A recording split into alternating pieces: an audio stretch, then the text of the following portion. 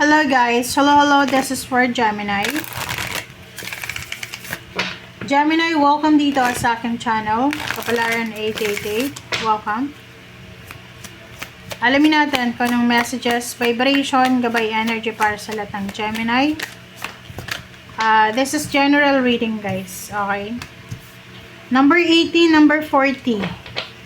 Gemini. So, this is 9 and 4. Let them go. Morning. Oh, di ba? So, Gemini, ikaw ba ay galing sa heartbreak? Kasi ito, pwedeng may mga nawala sa'yo or posibleng gustong kumawala sa'yo. Relationship, pera, your goals, your dreams, ano ba? Kasi ito, your wishes. Kasi parang sinasabi na, okay, meron kang pinagdadaanan na hindi maganda sa buhay mo. May nawala, may kung ano man yan na nakuha sa'yo. Pero, ang maganda dito, sinasabi na huwag kang mag-alala daw kasi may naghihintay sa'yo na mas magandang buhay, may naghihintay sa'yo na mas magandang bagay, mas deserve mo na tao, mas deserve mo na blessings sa labas ng comfort zone mo. Kumbaga, ang mundo ay malaki. Okay? Malaki. Napakalaki ng mundo para dyan sa kung ano man yan na pinagdadaanan mo.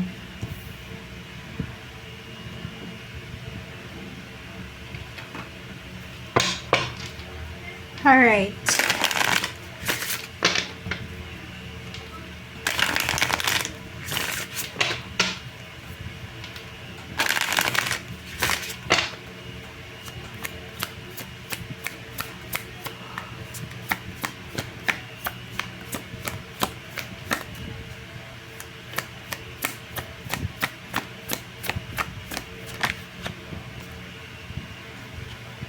Okay, reverse na the thinking man.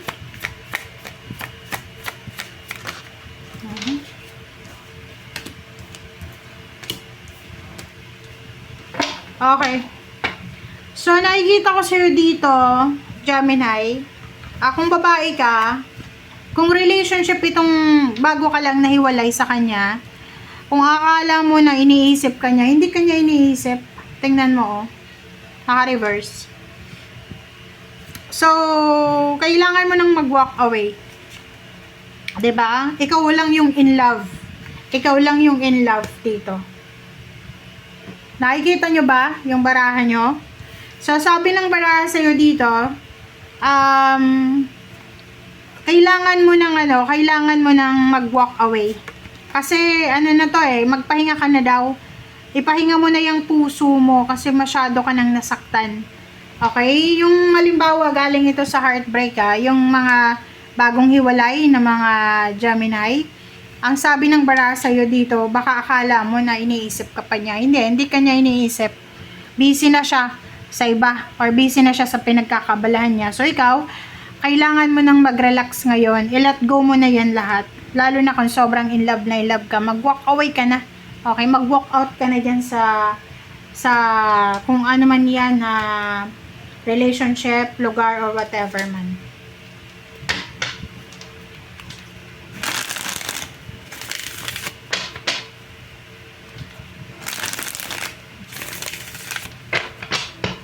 Alright.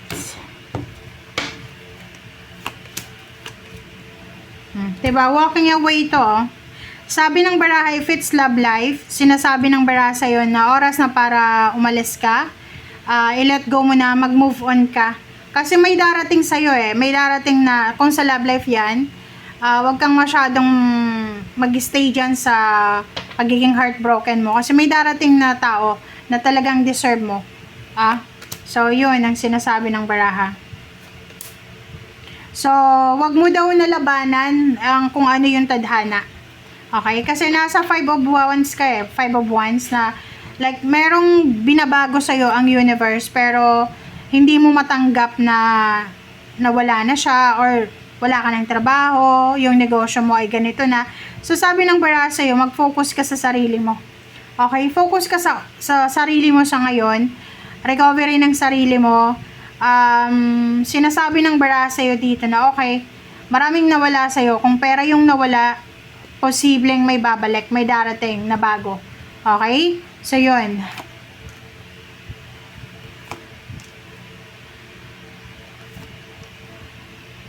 Okay, so dito sa 3 cards na yan, sinasabi ng baraha sa'yo na kung ano man yan na Gemini na hinihintay mo, pwedeng pera, trabaho, financial health, promotion, salary increase, contract, nag-aantay ka ng retirement, parang ganon.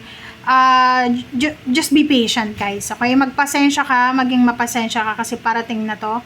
Okay, hindi masasayang yung pag-aantay mo. Sinasabi ng baraha sa'yo na importante daw na mag-ipon ka ng pera. Kumbaga, i-divert mo. Halimbawa na malungkot ka, emotionally malungkot ka, wag mong isasabay yung iyong profesyon, ha? Na kung may problema ka sa love life, may problema ka sa pamilya, dapat, kumbaga, yung energy mo, i-divert mo siya sa trabaho para, okay, heartbroken ka, pero at least kumikita ka ng malaki. 'Di ba? Okay, so may mga may mga nahang, may mga hindi natuloy na delay, na like for example, may mga delay na kung ano man yan, blessings, mga communication sa past na posibleng babalik ulit. Pwedeng love life din, yung mga ex nyo. Okay, so dito naman, sinasabi ng baraha, mayroong darating sa'yo. Okay, so siguro palampasin mo lang yung 2026, 2027, may darating sa'yo, maybe this is the new beginnings na sinasabi sa'yo few months ago. Ito yung financial, may pwedeng bagong trabaho, bagong source of income, mga part-time, na pwedeng makatulong sa'yo para medyo maluwag-luwag na ng konti yung financial na pamumuhay mo. O, di ba? Tingnan mo, o. Di ba? Mabilis siya. Maybe mabilis to. Mabilis na offer from fire sign, Leo, Aries, Sagittarius. Mabilis na pera, mabilis na trabaho. So, sinasabi ng baraha sa'yo dito na dahil dyan, isang napakagandang balita ang posibleng may bibigay mo sa pamilya mo kasi kung ano man itong darating sa'yo, exciting siya. Yan yung magdadala sa'yo and the rest ng family mo ng prosperity and abundance. Maybe there's a good news of like for example retirement, payments, payouts, salary increase, higher position, awards, rewards, recognition, ganyan. And yung balitang yan ay magdadala sa'yo and the rest ng family mo ng kumbaga assurance. Syempre pag may na-promote sa family, di ba, like halimbawa kung parent ka, kung na-promote yung anak mo, syempre magiging proud ka and may isip mo, ay salamat, yung anak ko siguradong hindi na siya magugutom for several years, diba? Ganon yun.